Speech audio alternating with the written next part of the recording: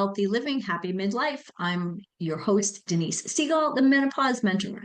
And today I want to talk about one of the biggest myths in the health and wellness arena. The idea that there is one perfect diet or one right way to live healthy. I know you've heard it before: go vegan, cut carbs, eat all protein, or avoid eggs because of cholesterol. And yet, for every headline that says something is good, there's another that says it's bad. No wonder so many of us in midlife are frustrated and confused. Here's the truth: there is no one size fits all. The healthiest plan is the one that works for you and the one that fits your body, your preferences, and your season of life in menopause. In this episode, we'll dust a few common myths, talk about why balance always beats extremes, and explore how you can start building a lifestyle that feels good and actually lasts. So, if you're ready to stop chasing trends and discover what works for you, let's dive in. Hello, and welcome back, my friends, to Healthy Living, Happy Midlife podcast. I'm Denise Siegel, your host and menopause mentor.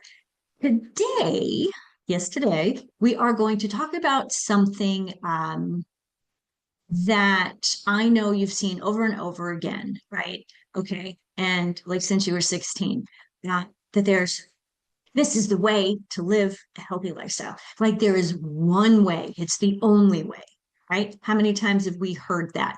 But let me say this up front: it's a myth, it's a farce, it's BS. There is no perfect diet, there is no perfect lifestyle, right? At least there's not a perfect one for everyone, right? The perfect one is what's best and what works for you. And I know I talk about this on and off, especially when it comes to eat real food, all of that.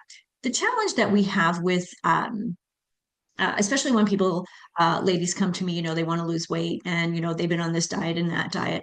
The challenge about the perfect diet, they're always searching for the perfect diet. This one didn't work, but this next one will, right? Think about it. One week, the headlines scream about, the fact that veganism is the way to go. And I have a lot of friends who are vegan, right? I believe in a plant-forward diet, but that's not vegan, right? The next week, of course, we hear keto. And I've been hearing too much about keto as much as I had been for a few years, though. Right? So, for a while, keto was the star. It was like everybody was on keto. And there are different variations of that too, right? But with keto, then it's all about keto is about actually high fat, low carb, and kind of moderate amounts of protein, which, okay, moderate amounts of protein are good. We need our protein. But the challenge is when we're looking for, we're going to go on low carb, we're going to go on high protein, we're going to go on high fat. The challenge with all of these trends is like, it's like fashion week. It changes like every fashion week actually only happens once a year, but the trends with diet seem to change weekly, monthly, like each quarter, there's like new stuff, new research coming out, right? And if you've ever tried to keep up with all of this stuff, let me tell you something. It's exhausting, right? Trying to keep on top of all the current diets and all the current workouts and all, you know what? It's ridiculous. The truth really is, if you dig deep enough, you will find research studies that are going to support just about any approach. This is a challenge because then again, what do you believe, right? Plant-based eating. Like I said, I go with a plant-forward diet. My husband actually is a little bit more protein-forward, right? He's a man, I'm a woman. He's 68, I'm 54. But still, so go back to plant-based. Studies say that it reduces inflammation and supports longevity.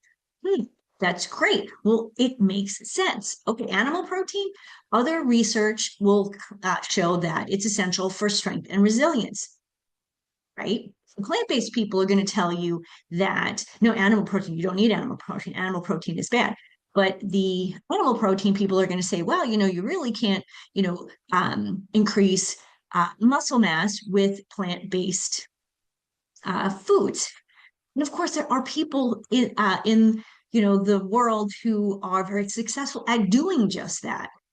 Especially, I know there's a handful of bodybuilders who are plant-based. Now, granted, this is their job, so to speak. So this is something that they are doing every minute of every day, right? They may even have a chef or somebody preparing their meals, right? I don't know about you, but I'm the one preparing my meals most of the time. That and for my husband, right? So again, see we're kind of going, oh, so what, Denise, this or that? Bear with me, right? Remember when back in the day when we said, what did they say? Eggs were bad. You have to stay away from eggs because of cholesterol. And for years, people avoided them. I don't know how many people like I know, like they just had the egg white omelet, which had absolutely no flavor. All of the nutrition is actually in the yolk, which they were avoiding, right? But here's the challenge. Here's the thing here. It's a bit of a nuance. Your body actually needs cholesterol, right? It is a building block for our hormones and cell function. And I don't know about you ladies, but when we talk about hormones, especially in midlife, this makes my ears perk up. I'm like, ooh, building block for hormones. Where our hormones are starting to decline. We need to pay attention here, right? The problem isn't whether you enjoy your scrambled eggs for breakfast, obviously. It is the type of cholesterol and how it circulates in the body. But the studies don't talk about that. Or maybe the studies do, but the media and the people who are touting these uh, situations, or these different diets, they're just saying the small sound bite, so to speak, right? No, eggs have cholesterol. Well, duh. And again, we need cholesterol, so it's kind of like they're giving you half a story, right? So let me take another example, and this one's a hoot for me. Remember the fat free craze? And I know most of you who are listening, you're like, yeah, Denise, fat free crazy. Yep. And we're still kind of thinking that that's a good thing, right? It sounded great on paper, right? Less fat, gain less weight. But here's what really happened. And before I even get there. So when I was in college, I had a roommate who would buy these like fat free cookies and fat free this and fat free that. And it was cookies and cakes and all of the things that, are basically not food, or not real food. And then she would eat like a whole box of Captain Crunch with crunch berries.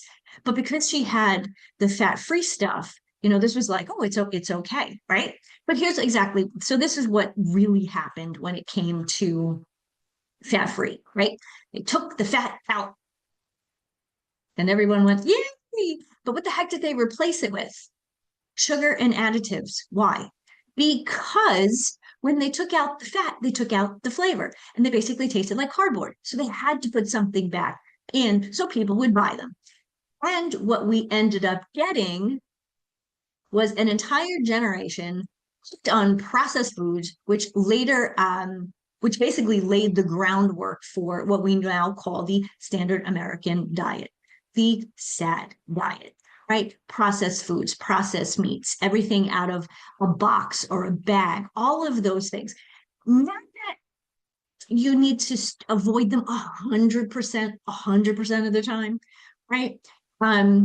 Nothing is perfect, and I don't expect anyone to ever be perfect. I'm not perfect.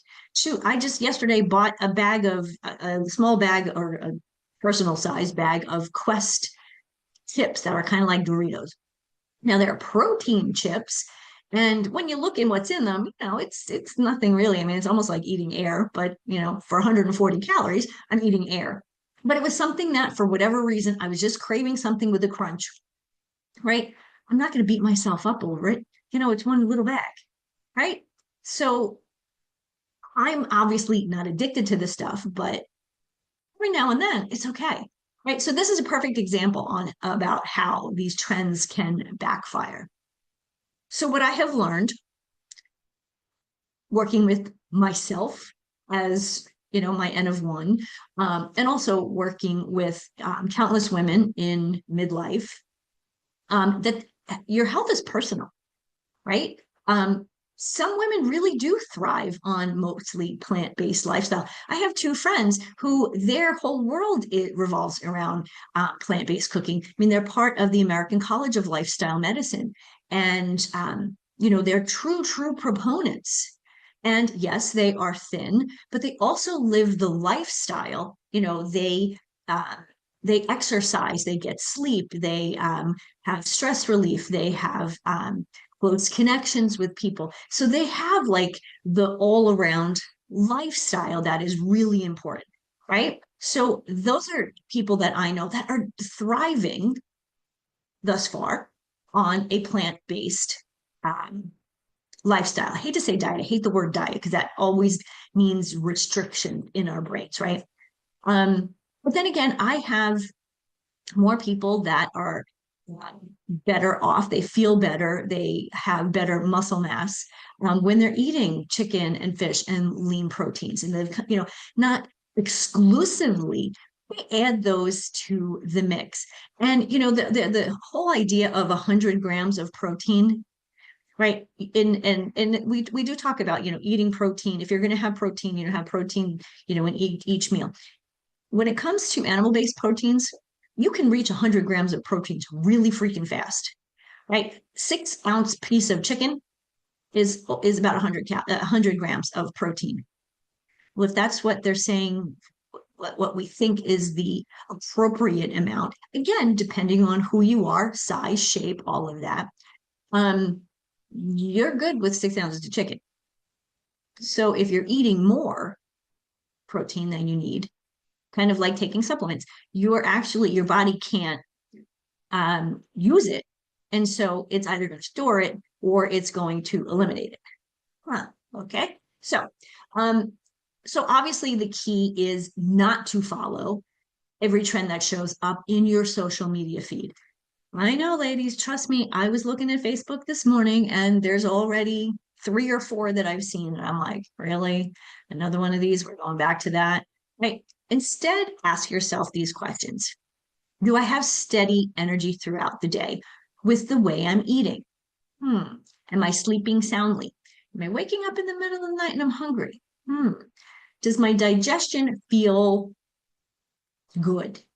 Right? Are you do you have when you are digesting food, do you get indigestion? Are you going to the bathroom regularly? These are important questions, right?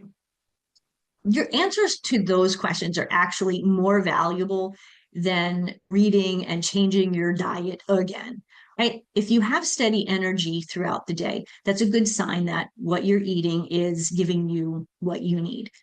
If you're sleeping, now, of course, during menopause, that's always a bit of a challenge. But when you're asleep, are you sleeping well? Um, and digestion is such a challenge because as we get older, our digestion does kind of take a hit. So if we are noticing that it's not really great right now, then those are signs that we need to take a look and maybe make some tweaks. Not change your diet, but make some tweaks, right? Okay, I love these myth busts. Myth busts. I love to bust the myths. I love to bust the myths. Okay, so debunking myths. Easy for me to say. Okay, so these are, I mean, you've heard these over and over and over again, right? Carbs are not the enemy, right? Low carb, we just talked about that, not good. What are carbs? What do they do? Carbs actually are your body's preferred source of fuel. Now, again, the keto people will tell you, no, no, no, it's ketones. You must have increased your ketones. Okay, whatever. If that's what you want to do, fine, have at it. I will support you in that.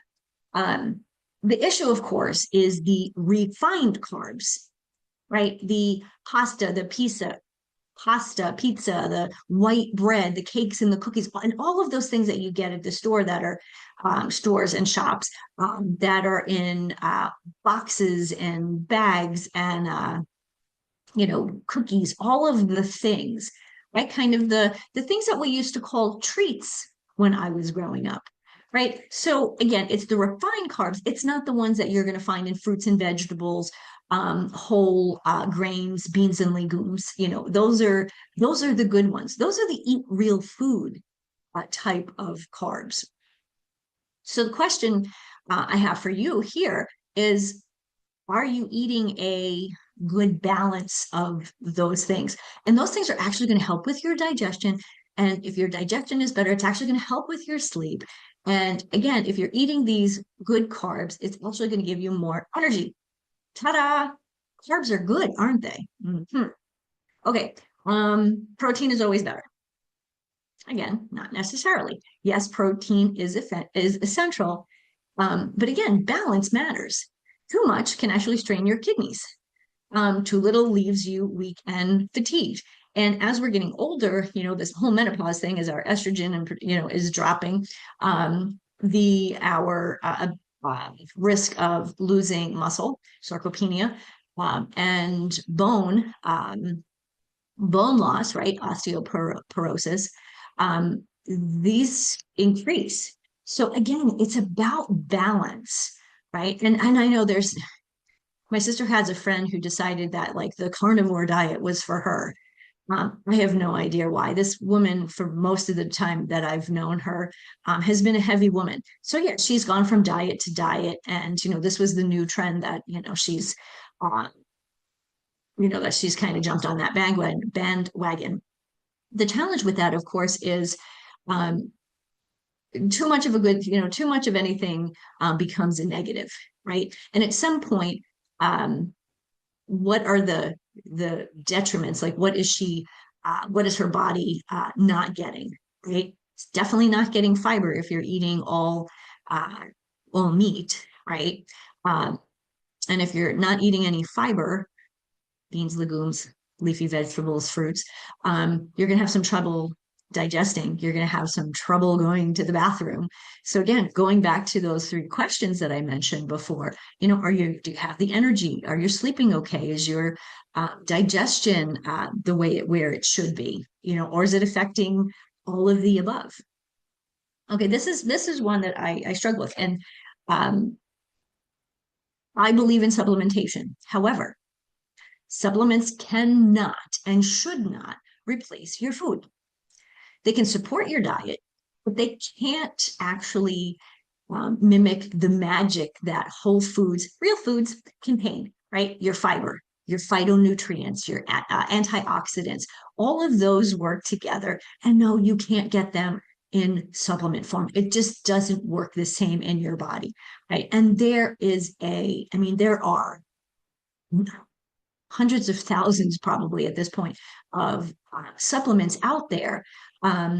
This is good for this is good for that. And all of a sudden, I had a client a couple of years ago who was taking like 30 different pills twice a day. And I thought, well, wait a minute, what are you taking? And if you're taking all of these supplements, how do you know what's working? Right? You don't. And so she was spending something like $300 plus a month on supplements, but she still was struggling with her weight. She still didn't feel good. She still didn't have energy. So once we took a look at, the rest of her diet meaning the foods that she eats, um, there were huge, huge holes in her diet where she was trying to fill in with these supplements. Uh, and, once we got her on a regular, um, let's just say, eating pattern, because it was sporadic, she ate out a lot. She was, kind of always in the mindset that if you want to lose weight, you have to starve yourself. And so all of these things, like that was replacing food for her. The supplements were. So you can see this pattern here, right? Real health doesn't actually live in absolutes. It lives in balance. It's always about balance. Now, it's never 100%. It's never perfectly equal. It's like, we talk about work-life balance. There's never such a thing because there are some days when work is just, it takes precedence. And then there are other days when, your family or your desires, your hobbies, those things take precedence, right? On a weekend, yeah, I might work here and there on a weekend, but typically, I shut down my office at 4 o'clock on Friday. And I tend not to come back to my desk until 10 o'clock in the morning on Monday, right? That to me is some kind of balance. And it's the same thing with uh, our health and our lifestyle, right? All of these things matter and uh, they're all kind of pieces of the puzzle, let's just say.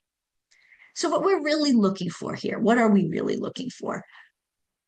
What's the healthiest lifestyle? Everybody wants to know. And I do not have that answer, right? What is the healthiest lifestyle? Question is, for whom? The healthiest lifestyle for you, if you don't know what that is, we can certainly work to figure that out. I've worked hard for many, many years to figure out the lifestyle, that healthy lifestyle that works for me. And yes, every few years I have to tweak it. As I've gotten older, my body is changing. My body's needs change. And so for me, though, having the foundation, and this is really important, having a foundation of a healthy lifestyle, whatever that actually means for you, is essential because then as things start to work differently and you notice that you need to make some changes, it's simple because you already have a foundation. It's like you're not starting over. Like every time you start a new diet, right? You're starting over again, right? When you live a healthy lifestyle and you need to make a change, you're not starting over, right? You're just making little, tweaking, upping it up a notch or, turning it down a notch, those kinds of things. So, like, for example, right? If you hate kale, my husband hates kale. He will not eat it. Anything that says kale. I mean, he said to me the other day, we were in Minneapolis. We were going to go to a restaurant that looked really nice. We were going to just have a salad or something like that. And he says to me, he looked at the menu and goes, "Nope, it's a kale restaurant." Which I knew was not going to be, there was not going to be something on the menu that he really enjoyed. So, like my husband, if you hate kale, don't force yourself to eat it, right? Because forcing yourself to eat it is not going to last, right? It's like going on a diet and, I'm going to go on the grapefruit diet and you hate grapefruit. Yeah, you might, struggle with it, suck it down for a couple of days and then you're like, all right, I hate this stuff, right? So it doesn't make sense, right? If you feel good with having, if you want to have chicken or fish or steak a couple times a week, and then you want to do a couple of plant-based dinners, that's great, right? Whatever works for you. I mean, I know for me, I spend probably a good chunk of the day focused on plant-based foods. So because I really enjoy them. But I love to make different salads and different dishes. Um, so those are things that I enjoy. But I also know as a runner and somebody who wants to make sure that I am not just keeping the muscle that I have, but I'm still, growing muscle.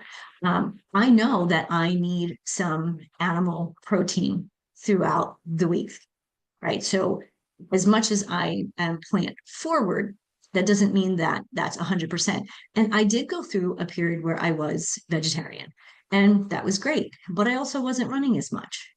And I certainly wasn't exercising or working out with resistance training as much as I do now. Right. I was a little younger. Um, and my body was still, my body wasn't going through this crazy change called menopause. Right. So again, I had to make some changes, had to make some tweaks. So the goal, of course, here is to build let's just say this, build a personal wellness blueprint. Okay. Right. We got blueprints, so we kind of can always go back to them. Yeah. Okay. Well, we don't like this one. We'll make a little change, but that blueprint has to fit you. Right. And it has to include the foods you enjoy, um, even occasionally a piece of pizza or a donut. Never going to get those out of my diet. Movement that energizes you, right? If you hate running, don't run, right? Bike or do something else when it comes to cardio. At this stage in life, ladies, we do need resistance training. But if resistance training and just watching a video, if that doesn't float your boat, go to a gym, go to take a class at a gym, find a personal trainer, find something that works for you, right? And also practices that support your mind and body, whether that's meditation, yoga, Pilates, any of those things. I mean, going for a walk in nature. I did that the other day, Saturday. It was actually a cool morning. We were going to be going up to the city for the afternoon, and I thought I have some time. I just went outside, just nice and calmly. I listened to the birds. I got out in nature. It felt the cool air on my skin. It was amazing. And to me, without the phone and the all the nonsense, because a lot of times I see people going out there, they're out in nature, but they're listening to whatever, music or a podcast. The podcasts are bad, of course. I do one myself, but you need to give yourself a break and really just let your body to relax, and you need calm time. Right, always being connected does not give you calm time. The challenges, of course, with that is then we're always in flight or fight mode. Flight or fight. Yes, I said that right. And then we're just increasing our cortisol, which just affects the way we're sleeping, the way our energy is, right? And our digestion. So again, going back to those three questions that I asked you earlier. So takeaway, um, first and foremost, eat real food, whole foods, right? That it has to be the basis of your diet, whether it's a plant, plant whole foods with animal proteins, whatever. But it has to be whole foods, right? Yeah, you can have a cookie here and there, right? You can have bag chips like I did the other day, personal bag of chips, right? But again, focused on real food. Pay attention to your body, the signals that your body is giving you, right? When we're always moving, moving, moving, going, going, going, doing, and not resting, relaxing, and just, being calm and being in the moment, we miss those cues, right? So maybe you're having some challenges with digestion, right? But you haven't picked up the fact that you struggle with digestion, after you've eaten cheese and pizza and yogurt and all of those things. Potentially you have a lactose intolerance. A lot of people do, right? And it seems like as we get older, we tend to, people seem to struggle with that a little bit more and more, right? But if you're not paying attention, you won't make those connections, right? And find a balance. This is never about perfection. Perfection does not exist. That is another myth. So that's another myth I'm busting. Perfection does not exist. Okay. It just doesn't. Sorry. Love for it too, but it doesn't. If we're always searching for perfection, we're always searching, right? If we're always searching, we can never find what we want, find what we like, find what works, and be happy and content with that. We can't always be searching, right? It can't always be perpetual motion. But most importantly, give yourself permission to create a version of a healthy lifestyle that aligns with your life right now. Not somebody else's, not somebody who looks great on Instagram and has all these followers, right? Not that person. Because what they're doing and what they enjoy is working for them, and that's great. And if you look at a lot of these people, a lot of these women are not our age, they're a lot younger. And what worked in your 30s doesn't work in your 50s. We know this. We're experiencing it. We may not have connected the dots.